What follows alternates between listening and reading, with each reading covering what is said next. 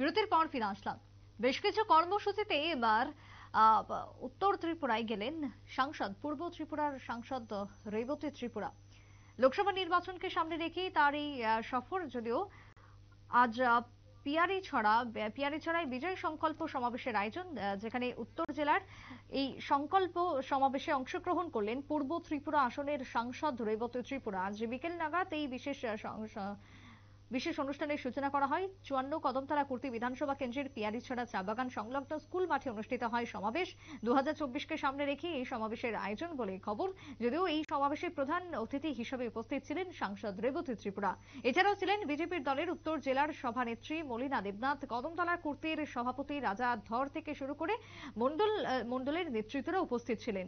যদিও বেশ কিছু কর্মসূচির মধ্যে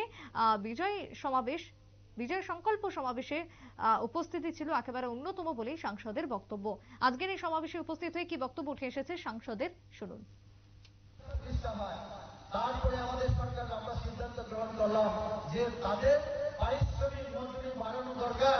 আমি একটু আগে নেতৃত্বের সঙ্গে কথা বলছিলাম যে তাদের পারিশ্রমিক মজুরি আরো বৃদ্ধি করা দরকার। আমি দার্জিলিং গেছিলাম এই নভেম্বরের 7-8 তারিখ, আমি আসামে ছিলাম 4, 5, 6, আমি 6 বিকালে যাই দার্জিলিং এ। চা বাগান নিয়ে আমাদের কাজ হচ্ছিল, আমাদের একটা সরকারি মিটিং। সেখানে আমি দেখেছি পশ্চিমবঙ্গে যেহেতু আমাদের আসামে আমাদের কেন্দ্রীয় সরকার থেকে দিয়েছে, সেখানে 200 টাকার উপরে পারিশ্রমিক দেওয়া হচ্ছে। কোথাও 257 টাকা, কোথাও 253 টাকা। আমি সঙ্গে সঙ্গে ত্রিপুরের আমি চেয়ারম্যানকে বলেছি, কেন আমার ত্রিপুরা রাজ্যে এরকম হয় না?